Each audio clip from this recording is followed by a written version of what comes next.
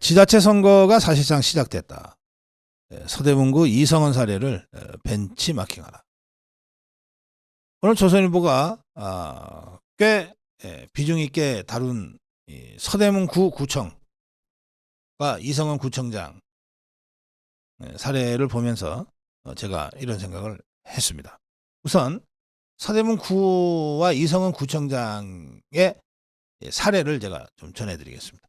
사실 이건 여러분들 설명 들으시면 제가 작년에 서대문구의 이성원 구청장과 함께 지자체 투어해서 보내드린 영상을 떠올리실 수가 있을 거예요.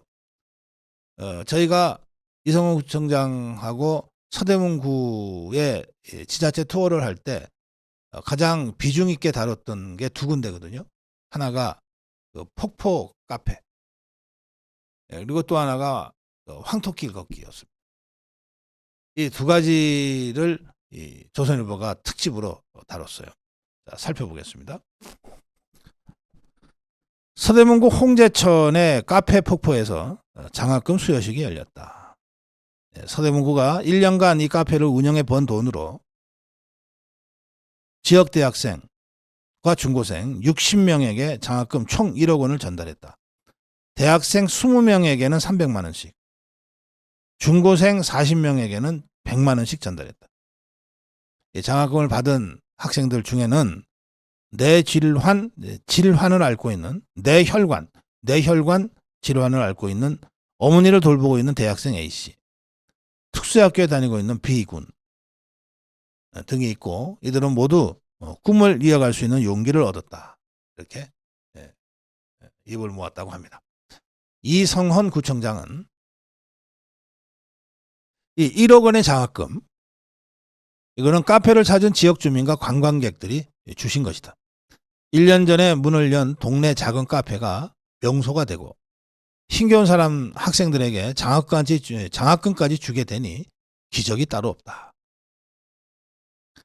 서대문구는 올 10월에도 장학금 1억 원을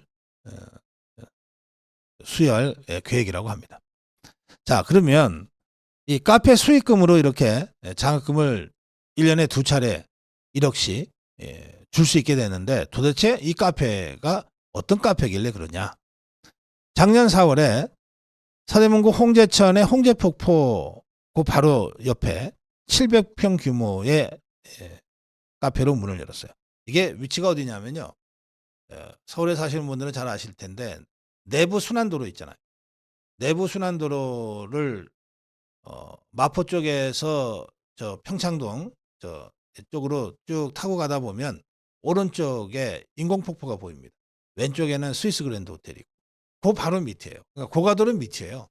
그러니까 평소에 원래는 그게 그냥 주차장으로 쓰이고 있던 곳입니다. 노상 주차장으로. 그것을 이렇게 동네 카페로 만든 거예요.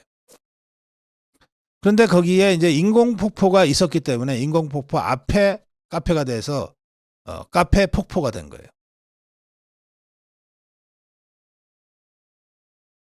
이 오세훈 시장이 한강변 개발하는 한강 르네상스 2.0을 추진했고, 이어서 홍제천, 도림천, 불광천 등 지천에도 시민 휴식 명소를 만들겠다면서 지천 르네상스 사업을 추진하고 있는데, 그 1호 사업으로 바로 이 홍제천의 인공폭포 앞에 카페가 생긴 겁니다. 그런데 사실 하천가에는 카페나 식당을 운영할 수 없었는데 식품위생법이 개정되면서 이제 길이 열렸어요. 서울시 관계자는 이렇게 설명합니다. 카페 폭포는 규제 완화 이후 서울에 처음 생긴 노천 카페다. 규제 완화와 서대문구청의 아이디어가 맞물려서 새로운 지역 상생 모델이 탄생했다. 이 카페 운영은요, 서대문구가 직접 했어요. 저희도 현장에 나가서 설명을 그렇게 들었습니다. 서대문구가 직접 카페 운영을 했어요. 그런데 홍제 막상 가서 보면 참 좋아요. 좋은데, 그러나 그때까지만 해도 명소로 알려진 적은 없거든요. 그냥 주차장인데 무슨 명소였겠어요. 그러니까 사람들이 찾아오지 않을 거야라고 다들 생각했고, 그래서 사업성이 낮아서 우리가 한번 해보겠다고 하는 민간업체가 나서질 않은 거예요. 그래서 할 수 없이 서대문구가 그럼 우리가 직접 운영하겠다고 나선 겁니다. 그렇게 되니까 그 지역의 상권들이 있잖아요. 그 지역 상권에서 야 서대문구가 나서 갖고서 엄청 싸게 팔면 우리는 망하라고 이렇게 된 거예요. 그렇게 되니까 서대문구가 직접 직영하는 카페니까 커피값을 많이 안 받아도 되는데 그 지역 상권들을 보호하느라고 그 지역 상권들의 판매가와 똑같이 이 카페도 커피 4,000원에서 5,000원 사이로 정한 거예요. 그런데 이게 입소문이 나기 시작해서 진짜 명소가 됐어요. 인스타그램이나 틱톡 같은데 알려지면서 외국인 관광객들이 몰리기 시작했어요. 인공폭포 앞에서 커피 한잔 하자. 그리고 멍 때린다는 멍을 붙여서 폭포멍이라고. 폭포 앞에서 그냥 멍 때리고 있는 게 그게 정말 좋은 힐링이라는 거예요. 이게 물소리가 참 사람의 마음을 그렇게 좀 정화시키는 효과가 있는 것 같아요. 폭포멍. 저도 촬영할 때 한 2, 3분 그냥 멍 때리고 앉았어요. 참 좋아서. 예. 관광객들이 그런 게 입소문이 나면서 다 찾아온 거예요. 그래서 지금 3명 중에 1명은 외국인 관광객이라고 합니다. 예. 그리고 일부러 찾아오는 관광 코스가 됐다는 거예요. 그리고 이 홍제 폭포 카페를 촬영한 동영상 조회수가 10만이 넘는 동영상이 무려 29개나 나올 정도로 아주 폭발적인 인기를 얻게 됐어요. 그리고 이 카페 근처에 그게 안산이라는 산이 있어요. 아주 좋은 산이 있는데 그 안산의 등산로 입구가 이 카페랑 그렇게 멀지가 않아요. 그 입구에 황토길을 조성을 해놨거든요. 근데 제가 이제 요즘 접지 그러잖아요. 맨발로 걷는 이 접지하는 분들의 말씀은 진흙길이 제일 좋다는 거예요.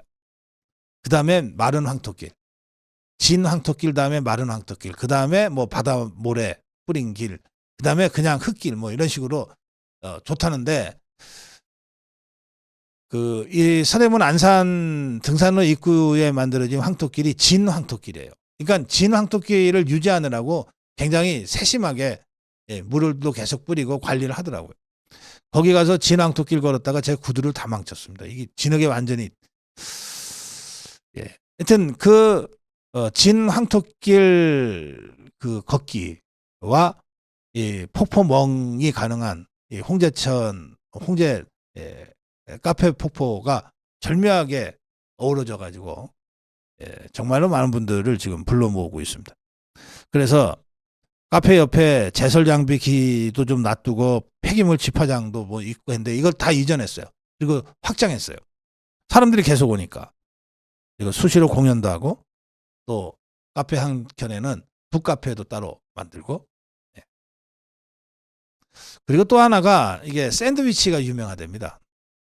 제가 촬영할 때는 샌드위치까지는 없었는데 이대 앞에 아주 유명한 샌드위치 가게가 있었대요. 빵낀과 이름이 빵낀과래요. 빵과 빵 사이에 낀 과일을 줄여서 빵낀과라는 샌드위치가 유명하다는데 이게 이제 팬데믹 때문에 문을 결국은 닫게 됐는데 그때 이제 이대 학생들이 너무 아쉬워서 문 닫지 마세요라고 뭐 하소연도 하고 그랬다는데 그 샌드위치를 카페 폭포에서 지금 팔기 시작했다고 합니다. 그래서 이리저리 입소문이 자꾸 나서 뭐 이 샌드위치가 하루에 60개에서 70개 가까이 팔리는데 지난 1년 동안에 이 카페 폭포의 매출이 10억 원, 방문객이 30만 명을 넘었습니다. 커피를 20만 잔 이상 팔았다고 합니다. 그래서 나은 수익을 가지고 이번에 1억의 장학금을 준 거고 또 10월에 1억 장학금을 또 줄 거라는데 이 수익금을 장학금으로 주는 아이디어는 이성은 구청장이 직접 냈다고 합니다.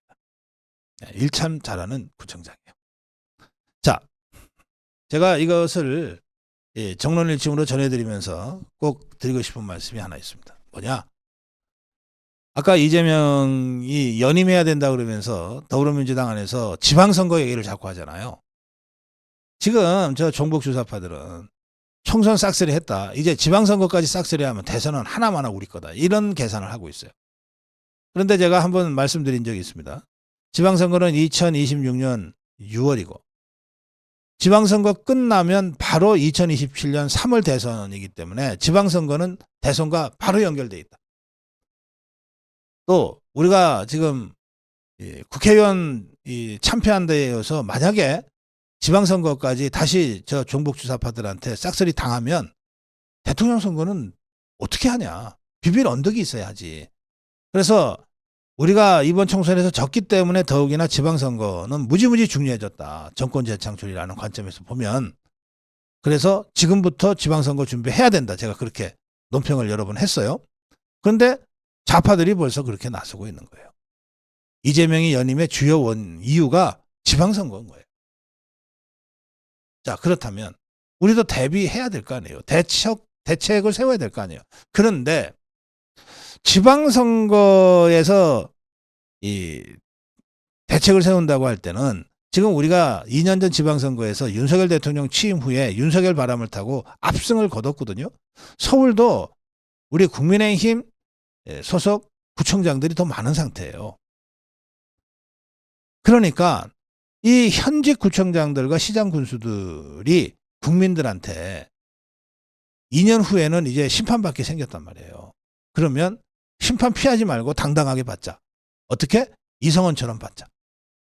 이렇게 멋진 성과를 내서 언론을 통해서 알려지면 서대문구청의 서대문구에 사는 유권자들이 뭐 국회의원은 뭐 좌파 뽑았지만 야, 이 일을 하나는 이성원이가 잘하지 않냐 하고 재선하는데 아주 결정적인 교두보가 확보될 수 있다. 그러니까 우리 국민의힘의 현역 구청장, 시장 군수들이 압도적으로 많기 때문에 2년 전 선거 결과 그러면 어차피 심판받을 거 심판 피하지 말고 2년 동안 했던 사업 중에 정말 몇 가지만 선택하고 집중해서 그 성과를 구체적으로 그리고 국민, 주민, 구민, 유권자들이 체감할 수 있도록 이렇게 만들어내는 식으로 선거 대비해 나가자. 이거는 시정과 구정을 잘한다는 뜻도 되고 그 잘한 시정 구정의 성과를 가지고 주민들로부터 다시 선택을 받는 것이기 때문에 우리 단체장들의 입장에서는 무조건 해야 될 일이다. 그리고 이걸 열심히 알려야 된다. 저희가 사실은 이런 문제의식을 가지고 작년에 한 30여 군데의 지자체 투어를 이미 했어요. 그래서 영상들을 다 여러분들께 보내드렸는데 그동안 총선 때문에 좀 중단돼 있었습니다. 그런데 이 전국 자체가 2년이나 남았다가 아니라 벌써 시작됐다는 거예요. 저 종북주사파들 이재명이 연임의 주요 이유가 지방선거 승리예요. 지방선거에서 이겨야 대통령 선거에서 이길 수 있다는 인식을 좌파들이 이미 시작하고 이미 분명하게 하고 시작을 하고 있어요. 우리도 그렇게 해야 된다는 거예요. 그래서 저희 고성국 TV도 6월부터 지자체 투어를 다시 재개하려고 합니다. 한 번 했던데 한 번 더 할 수도 있고 이렇게 성과가 좋은 데는 3번, 4번 알려야 되잖아요. 그래서 이 방송을 보시는 전국에 계시는 지방자치단체 장을 비롯한 관계자들 그리고 전국에 계신 우리 아미고 회원님들과 본부장들께 제가 말씀드립니다. 이런 이유로 우리 고성국 TV가 일시 중단했던 총선 때문에 중단했어요. 다른 이유가 아니고 중단했던 지자체 투어를 6월부터 다시 재개하려고 하니 그렇다고 우리가 무턱대고 가서 시장 나와라 군수 나와라 나랑 투어하자 이럴 수는 없잖아요. 저희 고성국 TV로 연락 주십시오. 아 이거 필요하구나. 이거라도 해야 되겠구나. 아니 이게 제일 중요한 사실상의 재선 준비구나. 이렇게 문제의식을 갖고 저희 고성국 TV를 통해서라도 여러분들의 성과를 국민들한테 알리고 지역 유권자들한테 알리는 그런 지자체 투어 프로그램에 적극 참여해 주실 것을 제가 부탁드립니다. 정론 일침이었습니다.